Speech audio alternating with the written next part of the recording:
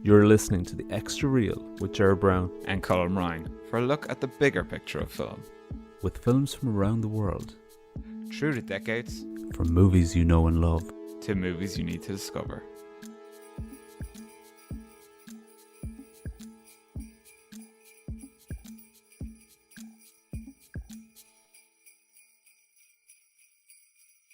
This week we're doing something for the holidays. We're doing a Christmas movie special. Christmas movies, what do we think? Do we love them? Do we hate them? Jer? Well, this is the thing, like, I've gone through so many different phases, and I think a lot of people are like this, where you're kind of going, initially, when you're really young, it's just what's on the telly, and you end up watching things and you're force-fed things. And I've never been like, oh, I need to see this film about Santa Claus or anything like that, but they've been on and I've seen them over the years.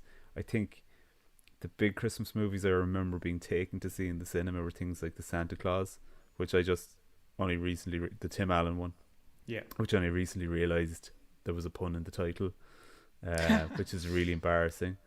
And then things like Jingle All the Way, and at that stage you're kind of going, I'm not keen on this at all. I think it was probably about 12 or something when that came out. So, you know, then I think you kind of get to the phase where you hate being dragged to see things that are kiddie movies and stuff like that. So you kind of get out of them. And then you realise that there's a whole new swathe of things, and the things that, you know, where Die Hard is kind of being classified as a Christmas movie. And is it a Christmas movie? I'm just going to put that to one side right now. Yes, it is.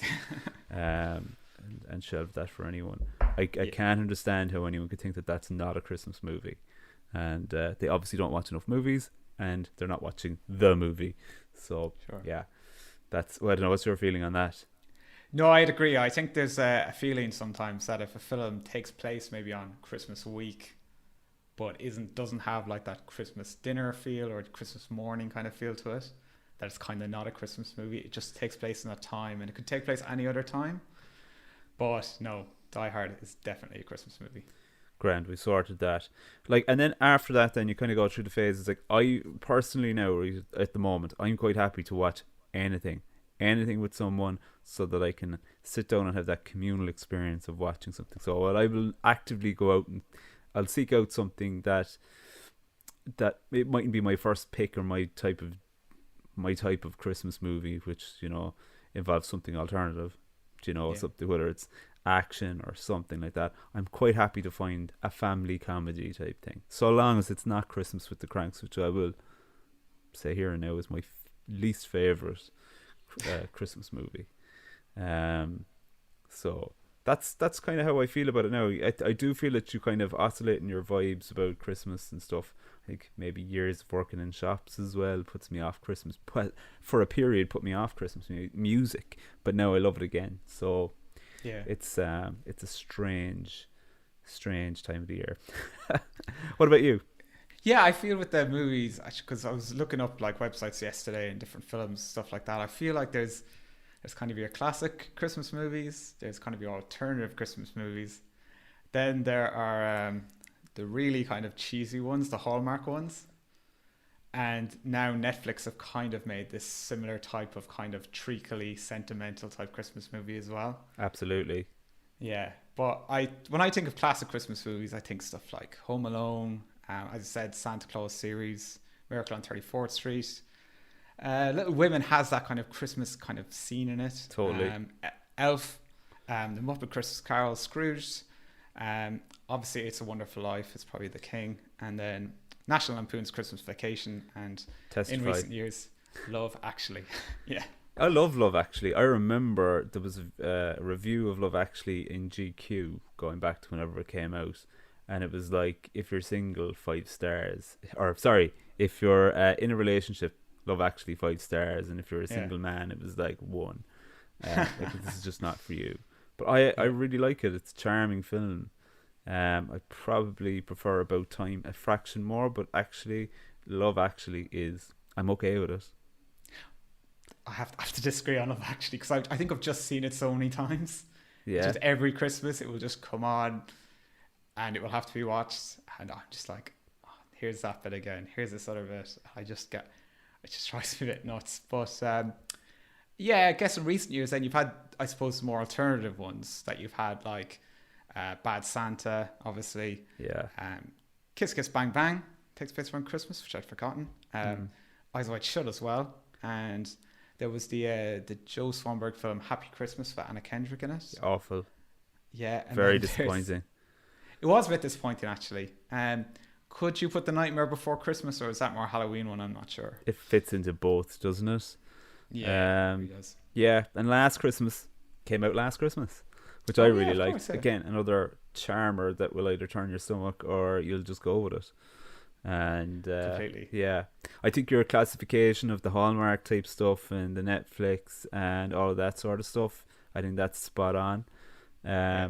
Like I considered, I genuinely considered watching something like The Christmas Prince or some of those Netflix ones in preparation for this, and I could not bring myself to do it. So as much as I've kind of oscillated a bit, there's only so I can only stoop so low, and I guess they're the type of films that there's so little conflict in them. They're so kind of just they're very easy to watch, but you're kind of watching them going for, I wonder if this predictable bit will happen. I wonder if something will happen here. But people love them. So from a screenwriting point of view, and a producing point of view, I'd nearly look at them just to see, well, this got made and budgeted, so it has merit, and and sold. So that that's interesting in its own way. But I couldn't do it. Couldn't do it. But the Christmas Chronicles and stuff with Kurt Russell, maybe this is the year that I'll catch up with that. oh, And then, like, for me, I suppose there's like alternatives as well. Like you mentioned a list there, and then I was thinking of things like I'll Be Seeing You with Joseph Cotton and Ginger Rogers, which is to me a nice alternative. If you've seen It's a Wonderful Life too many times, well, I'll Be Seeing You is one that I definitely check out. It's from 1944. Joseph Cotton plays a guy who's returning from the war, and he's got post-traumatic stress disorder. Ginger Rogers is someone who's on a furlough from prison. They meet up and they fall in love, and Shirley Temple's in there as well. But this is it's one of the more interesting offbeat Christmas romances, and I definitely think it's one that people should check out. And then The Die Hard of Spaghetti Westerns, A Pistol for Ringo from 1965 from Duccio Cesare with Giuliana Gemma is an interesting one to watch because it's a spaghetti western that takes place at Christmas, and one that I definitely recommend. And then I have a thing about certain films set in the snow. I kind of have to watch them when the weather is cold, ideally around Christmas. So things like Where Eagles Dare, which is not strictly speaking a Christmas film, but that's one of those ones. The Great Silence is a spaghetti western that is set in the snow. It's a Corbucci film, and that I like. And The Day of the Outlaw, which is a standard western. And that got me thinking about, like, well, what, my genre is westerns, so I was like, well, what Christmas westerns are there apart from the ones that I listed? And there were things like Will Penny with Charlton Heston, which an extended portion of it takes place at Christmas, and that's one well worth checking out, from 1967. And then one that's probably not worth checking out and actually quite hard to check out anyway because it's hard to find these days is Miracle in the Wilderness with Chris Christopherson and Kim Cattrall, set in the 1850s when good old Chris and Kim are kidnapped by Indians, and just to reduce the tension, Kim decides to tell them the story of Jesus. And for whatever reason, I have a soft spot for that film. So that's from 1991 or 2ish. If you get a chance to see it, put the schmaltz level, crank that up to 11, and just accept it. But so that's what I was kind of thinking of there. Other alternative Christmas films, things like Merry Christmas, Mr. Lawrence, is something I trot on, and it's something that tends to be on late at night over Christmas. But so if you're looking for a prisoner of war Christmas film, that's as close as you'll get. Well, I suppose Stalag 17 as well. But so yeah, that's kind of me and the alternative stuff. What about you? Anything else? Film, I would say it's a bit of a stretch because it's only a small section of the film. But there's a part in 2046 by One Car Y Mm. where there's kind of a Christmas section, and as part of the film takes part in this futuristic train. There's certain carriages between 2512 and some other number that are particularly cold at a certain time of year. So it's kind of like a little reference there to Christmas. But it does have a small kind of Christmas section between Tony Leung and F.A. Wong. It's really good. That'd be it, really. I mean, Carol as well actually starts at Christmas. Yes, something I was just thinking about there as well. Yeah. Yeah. But I guess my favorite Christmas film is Gremlins,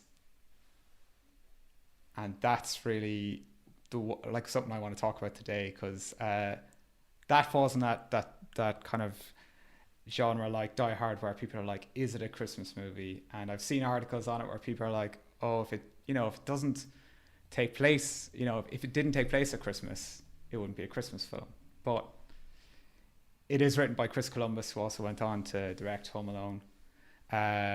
You've got the name of the town of Kingston Falls, which is very similar to Bedford Falls from It's a Wonderful Life, and that's also playing throughout the film. And there's also Corey Feldman, his character Pete, at the start, he's like selling Christmas trees. And it kind of foreshadows later on where one of the Gremlins attacks Billy's mother, Lynn. So it does kind of have those kind of elements in it. And obviously, a lot of what Gremlins are is they're like excess and consumerism. That's basically what they're kind of symbols of. But have you seen Gremlins in a while recently?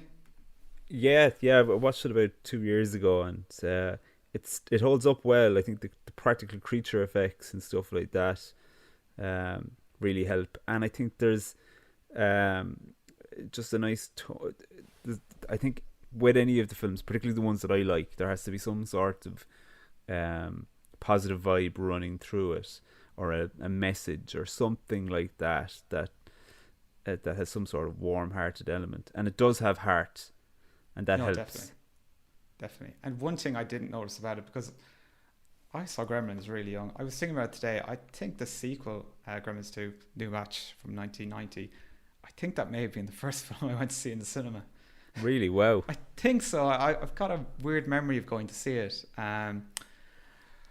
But I didn't remember some of the stuff in it, like Phoebe Cates' character, Kate Beringer, where she says like she's really down on Christmas because her father had died coming down the chimney one year dressed as Santa Claus, broke his neck, and then she says some people are opening their presents on Christmas Day while others are opening their wrists. And I was like, whoa, this completely passed me by the first time I'd seen it.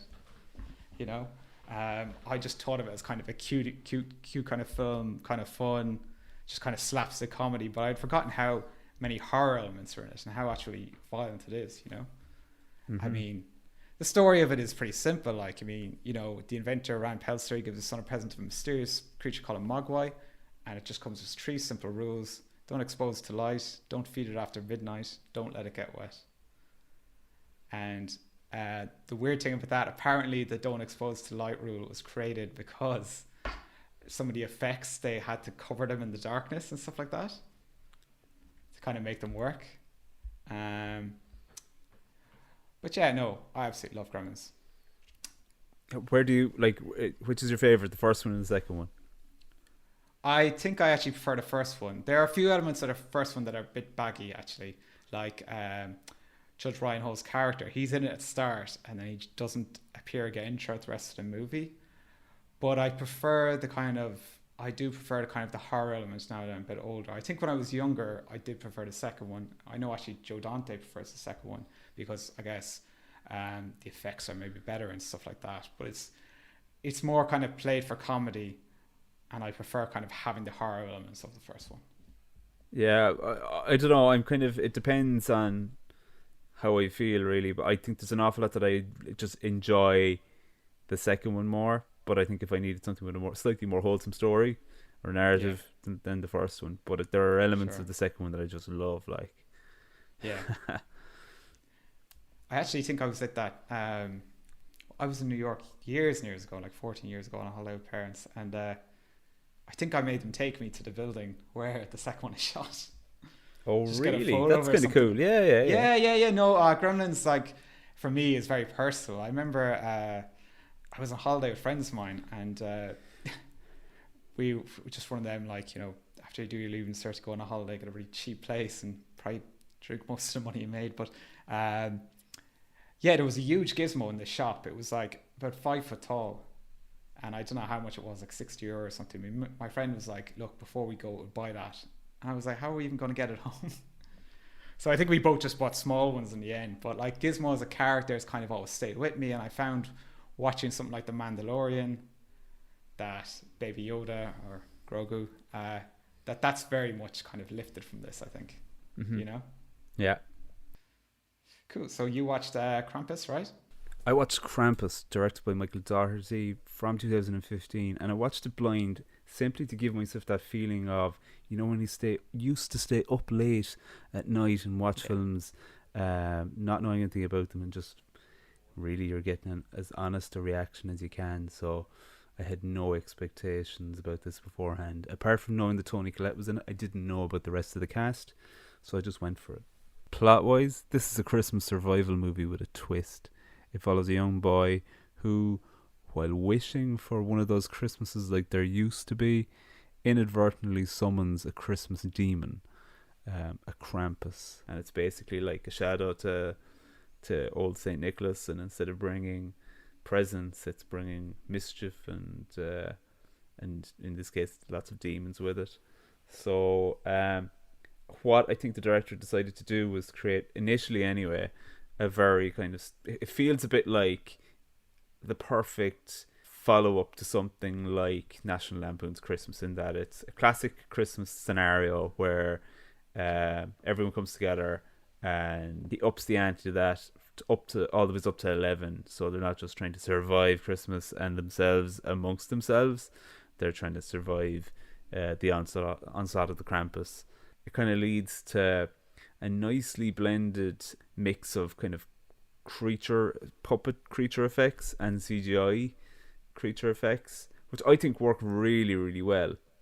I think where the film wins is in the casting. So you've got Adam Scott, Tony Yeah. Collette, David Ketchner, Conchata Farrell, Alison Tolman, and the young boys played by MJ Anthony.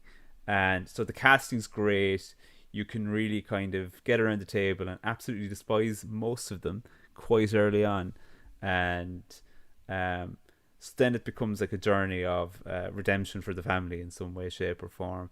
Um, do you know what I loved about this film? It's just the creature effects, plenty of action, there's a few laughs. It's a very easy watch, and it's definitely something I'd recommend to people. At the start, it opens with some footage of one of the Alistair Sim Christmas Carol, and that's the kind of structural vibe that we're going for here. So you've got a nice structure, you've got an entertaining setup, and it's as I say, it's, if you could imagine a kind of a National Lampoon's Christmas Vacation scenario with horror film elements, and I think the creature effects are really good for the most part. Cool. Cool. Yeah, no, I really want to check it out actually, because I had seen it and I've seen. I think it's spawned a load of kind of offshoots or sequels. I think there's been a lot of low budget, dodgy kind of Krampus films, maybe since this one. Yeah, I think it's kind of cool. But I love any kind of idea of like, you know, Santa Claus being sort of evil or some kind of evil demon around Christmas is kind of interesting, because we always think of Christmas as the most joyful time of year, but also at the same time, there's also that element of, well, this is the time where people give themselves presents, and at the same time, it's the loneliest time of year for a lot of people. Um, exactly. Yeah. yeah. So, I guess kind of something a bit different as well. I saw recently, I watched yesterday actually. Tokyo Godfathers from 2003, directed by Satoshi Kon, um, who is probably, it's a bit controversial to say it, but I would think he's probably my favorite anime director. I mean, you obviously have Miyazaki and Maruo Shinkai and people like that recently, and I came to Satoshi Kon probably in about 2010, around the time of his untimely death.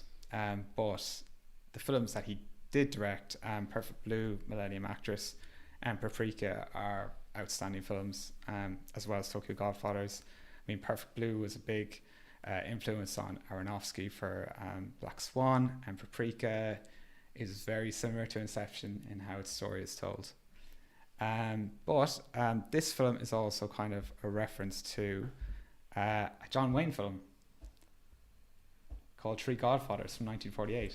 Yeah, Have you seen it? I have, and even that film was a remake in itself.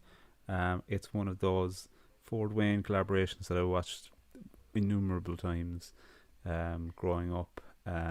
It's about three fugitive outlaws who've robbed a bank. They come across a baby, and then there's lots of strong links to the biblical stories of the three wise men. It's not subtle, but it is a beautiful film from 1948, and well worth checking out. Yeah. So it's on Christmas Eve. Three homeless people, a man in his 50s, a drag queen, and a teenage girl.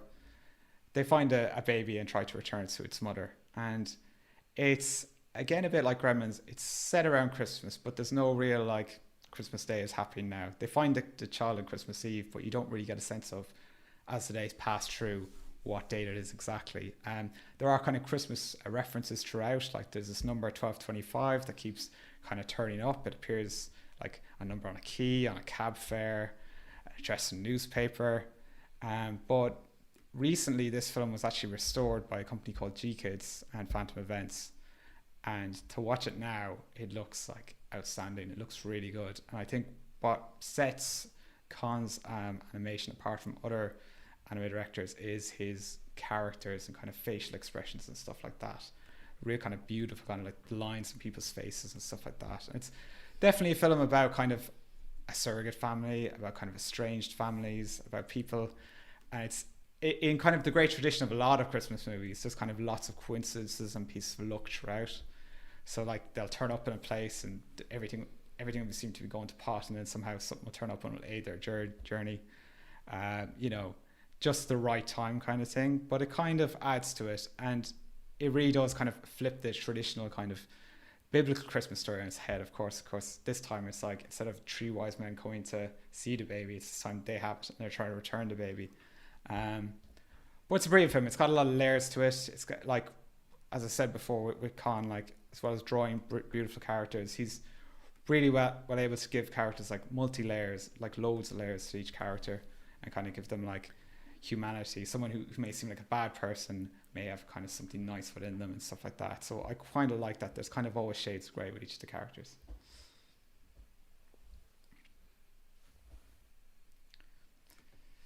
And that's it really. Is there any movies you're looking forward to watching over Christmas or anything upcoming? Well, I think the other side of all these Christmas things is looking at the films that have become seen as Christmas movies, even though they've got nothing at all to do with Christmas, but they're films that are trotted out over the season. So stuff like Indiana Jones and Harry Potter and stuff like that. And to be honest, I think I'm due a rewatch of some of the Indiana Jones films. So maybe I'll kind of shimmy up to the TV around Raiders of the Lost Ark time and watch that. What about you? I got to think about it because I'm not sure what's like coming out or what's kind of new this year. I guess I always kind of associate Christmas with Star Wars actually. I've always like Star Wars films used to come out around Christmas, and I suppose as well Lord of the Rings, you can't really like shy away from that. That always seems to be on around Christmas, and I kind of associate that with kind of a day where you have nothing on and you sit down for 3.5 hours of it. Yeah, I think Lord of the Rings is perfect, and I mean the longer editions as well, the extended editions are perfect for a snow day or something like that. Yeah, I've picked up the maybe it's almost like the perfect present. Well, what's the perfect present for you? But like the perfect present for me anyway is a present I got myself, and it's the Star Wars Skywalker Saga on Blu-ray. I mean, I've had them in different incarnations over the years, but I was like, yeah, be good to yourself. So I've already started. I've had The Phantom Menace last week, and it stood up okay for me. Like, that's a film where, look, it crushed me for a couple of years on the whole Star Wars thing, but I'm okay with the prequels. I'm an apologist for the prequels. So even the second one, I think that's the weakest Star Wars film. It's on my list for today, actually. Oh wow! Yeah, no, I do like that one actually. In fact, I really like that one, and I love the end to it. It does have. I'll probably come back to you later, going, why did I do this to myself? I know the midsection is appalling. All right, there's no two ways about it, but like the beginning and the final part, there's some great bits in it. I'm going to tell the people who don't like it to go back and have another look at it. Don't be so unkind. Oh, interesting. For me as well, it's actually the Godfather trilogy. Oh yeah. So I remember when that kind of box set came out, that special edition box set, like 7 DVDs or whatever. Yeah. And I just made myself just over Christmas. I was like, right, I sit down and get through all these and watch everything on them. And yeah, so I always associate Godfather with Christmas as well. Just having a few days, nothing on, and just get through something brilliant. Well, the first two anyway. Ah, come on. The third one isn't desperate, and there's a new re-release version of it out, so maybe you'll revisit it. Maybe. I have seen that, yeah. I've seen that. I think Sofia Coppola gets an awful bad rap, like, for her performance. It's not that bad. I'd have to rewatch it because it was like years ago now, but... My favourite thing about the third one is Donald Donnelly, the Irish actor. He's one of the religious figures. Is he a bishop or a cardinal or something like that in it? Yeah. And so look, that's kind of a lot of the stuff there. So plenty of food for thought for something to watch over Christmas anyway. Thank you very much for listening. You can contact the show by emailing to extrareal@gmail.com. Search for the Extra Real Podcast on Facebook, Twitter and Instagram. You can listen to the show on Spotify, iTunes or anywhere you get your podcast from.